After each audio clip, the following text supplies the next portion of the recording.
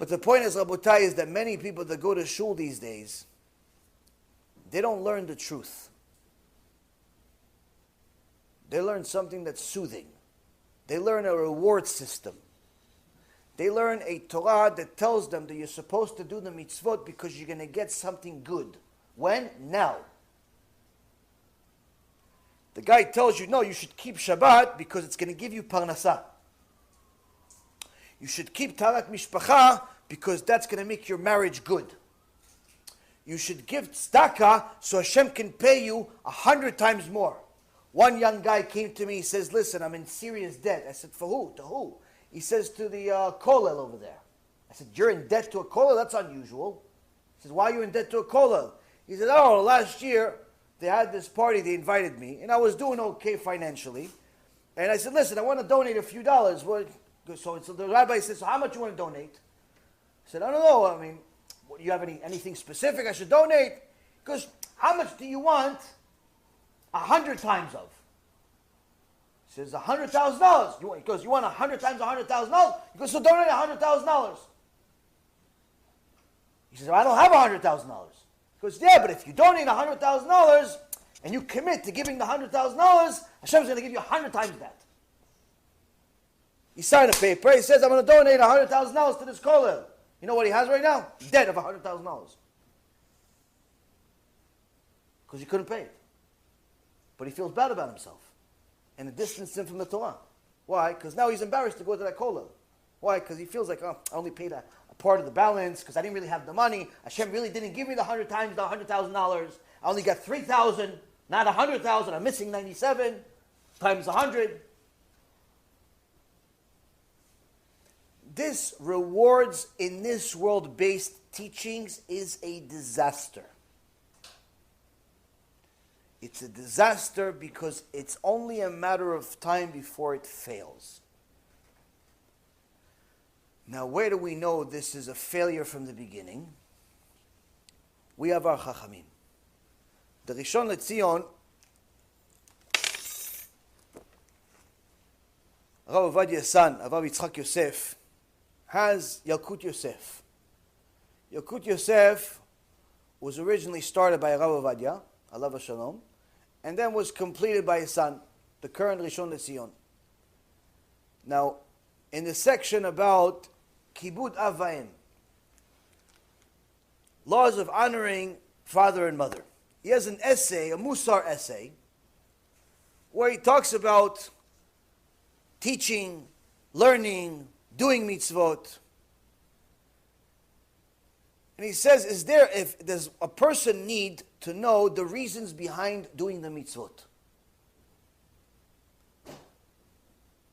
And he brings up the Gemara that says, not only does a person not need the reasons to do a mitzvot, but to learn the reasons and think that's why you're doing the mitzvot is bound to fail. It's a mistake. And he says the following. One must understand that one of the fundamental principles of the Torah, that the main purpose for fulfilling the mitzvot is that God has decreed so, and not because we understand the reasons behind them. As it says in the Gemara Masechet Sanhedrin, page 21b, Rabbi Yitzchak says, why were the reasons for the mitzvot not revealed? Meaning, how come we really don't know why we're doing the mitzvot? There's no real reason. It doesn't say keep Shabbat because you're going to get parnasah. It doesn't say that in the Torah. Hashem says keep Shabbat. It doesn't say put on tefillin so Hashem does this. No, he says put on tefillin. It doesn't say a reason for the mitzvot. None of them, except two. So Gemara says, how come we didn't get the reason? So Rabbi Yitzchak answers, says, since two of the mitzvot had their reasons revealed in the Torah, a great man stumbled on them.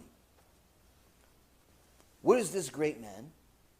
Shlomo HaMelech, the smartest man that ever lived. Shlomo HaMelech, in the book of Deuteronomy, chapter 17, verse 17, it says that a king should not have many wives. Why? Don't have, there is a mitzvah, if you're a king, you're allowed 18 wives, but don't have more than this. That's the mitzvah. Shlomo HaMelech says, oh, why not? Because the Torah says, don't have many wives, because those wives will lead you astray from Hashem, lead you away from Hashem. And the second thing is another mitzvah. Mitzvah is don't have, if you're a king, don't have many horses. Why don't have many horses? It says that you shouldn't have many horses because that will end up leading you to return to Egypt. What does having horses have to do with Egypt? Why does many women mean that you're going to be away from God? If I got a 5, 6, 7, 8,000 women, they're all going to do stuff. I'm going to be close to God. I'm going to learn all day. They can cook, they can clean, they can build businesses, they can do Kiruv. I could be in some cave, leave me alone, right? No. Shlomo HaMelech says, if the reason for not having many wives is because Hashem is saying, oh, that's going to lead you away from me? No. Then that doesn't apply to me. That doesn't apply to me. Why? Because I'm the smartest man that ever lived. Hashem gave me special wisdom. I already know that Hashem is the best of the best. I'm never going to leave him alone. I'm never going to be away from Hashem. So this mitzvah applies to other people. It applies to everybody else, not me. Why? Because I already know if that's the reason. To go away from Hashem, I know that Hashem is real. He's the one that gave me this chokhmah. He's the one that gave me the kinghood. He's the one that gave me everything. I'm never going to leave Hashem. If the reason to not have many horses is because not to bring everybody to Egypt, who wants to go to Egypt anyway? Who wants to go? It's hot over there, terrible weather, there's no gas stations. Who wants to go there? So, I'm going to have many horses. Why? Because I already know I'm not going back to Egypt anyway. The Gemara says he failed on both tasks. The book of Kings says that Shlomo HaMelech in chapter 10, verse 29, says that Shlomo HaMelech, when he got old, in Shemaim they said that his wives inclined his heart, meaning that his wives did get him slightly further from Hashem. A couple of his wives weren't exactly tzadikot. He made a bad decision having them. One of the wives was the daughter of Paro. Kadosh Baruch Hu was very upset about this wife. When he married her, the Gemara says that Kadosh Baruch Hu sent Malach Gabriel to hit the ocean. He hit the ocean. The sand came up from the ground and created an island. That island became Rome. Rome is the one that destroyed the Bet HaMikdash that Shlomo HaMelech built. Now, the key is, Rabotai, Kadosh Baruch Hu says, don't do it because you're going to go away from me. Shlomo HaMelech says, no, but I'm not going to go away from you, but it ended up going away from him. Why? Because the real reason was not because the wives were going to lead you away. That's just the tam. That's just the taste. That's just one of the reasons. It's not the entire reason. If, let's say, your parents tell you, honey, why don't you come and have dinner with us? You look hungry. The fact that you're hungry, yeah, that's a reason for them to have you come sit down with them. But that's not the real reason they're inviting you. If it was just about feeding you hungry, they'll just throw a burger on you. Hey, son, eat. Go eat. Why are they inviting you? There's other reasons. They want to have you spend some time with them.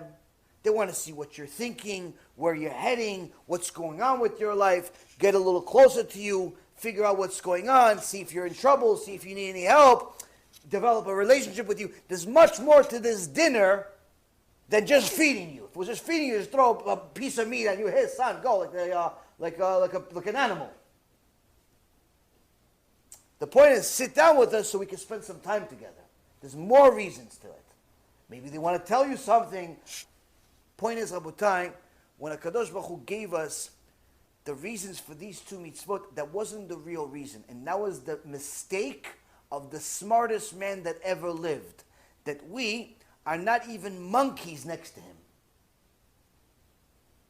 We are monkey to the monkey's power. Next to Shlomo HaMelech. That's how far we are from Shlomo HaMelech. And he made this mistake. Unfortunately, we make that mistake all the time. Why? We think that we could do mitzvot based on understanding them. And if we don't understand them, then we're not going to do it. And that's why Rabbi Yitzchak Yosef says, a person that does such a thing is just a matter of time before everything fails. Why does everything fail? He says that a person that does the mitzvah only based on his understanding of the decree of what's going on, where if you tell him, listen, if you keep Shabbat, you're going to have good parnasah. If you have this, you're going to get this.